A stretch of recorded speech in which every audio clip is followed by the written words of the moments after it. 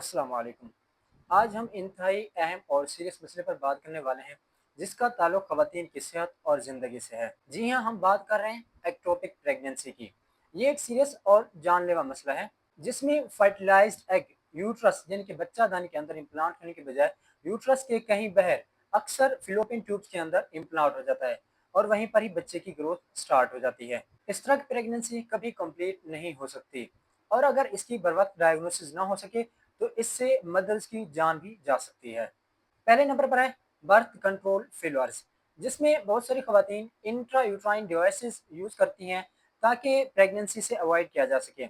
लेकिन बाज़ औक़ात इंट्रा यूट्राइन डिवाइसेस के फेलियर की वजह से भी ओव्यूलेशन हो जाती है और एग यूट्रस के कहीं बाहर ही फर्टिलाइज हो जाता है और वहीं पर ही उसकी ग्रोथ स्टार्ट हो जाती है, जिसे एक्टोपिक प्रेगनेंसी का नाम दिया जाता है।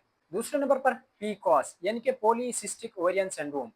जी हाँ, पॉलीसिस्टिक ओवेरियन सिंड्रोम भी बाज़ ख़वातीन के अंदर एक्टोपिक प्रेगनेंसी की वजह बन सकते हैं। तीसरे नंबर पर फिलोपियन ट्यूब्स का डैमेज हो जाना।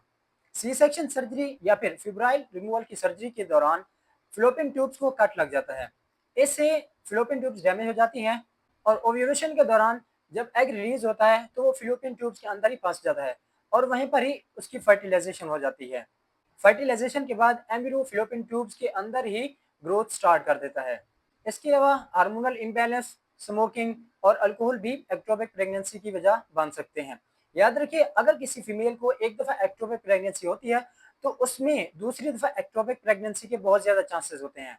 अब हम एक्टोपिक प्रेगनेंसी की अलामात की बात करते हैं। एक्टोपिक प्रेगनेंसी के दौरान पेल्विक एरिया में अचानक शदीद दर्द महसूस होता है, लेकिन ये दर्द अमूमन पेट की एक साइड पर ही होता है, या तो राइट साइड पे हो सकता है या फिर लेफ्ट साइड पर होता है। बाज़ अवत एक्टोपिक प्रेगनेंसी के रप्चर होने की वजह से इंटरनल ब्लीडिंग स्टार्ट हो जाती है।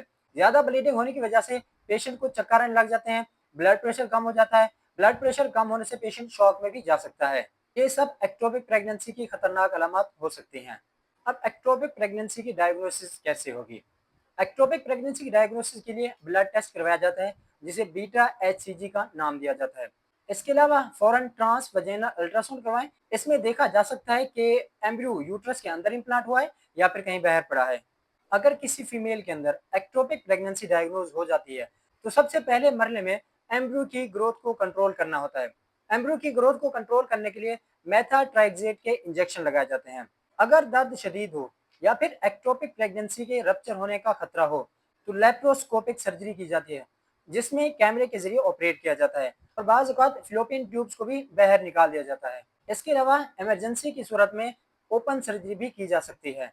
याद रखिए, आपकी जान बहुत कीमती है। अगर आपको इस तरह की अलामात का सामना हो तो फ़ौरन अपने डॉक्टर से रुजू करें और इलाज में ताख़ीर बिल्कुल भी ना करें। आज की इस वीडियो में इतना ही। मज़ीद इस तरह की वीडियोज़ के लिए हमारे साथ जुड़े रहिए। अल्लाह हाफ़िज़।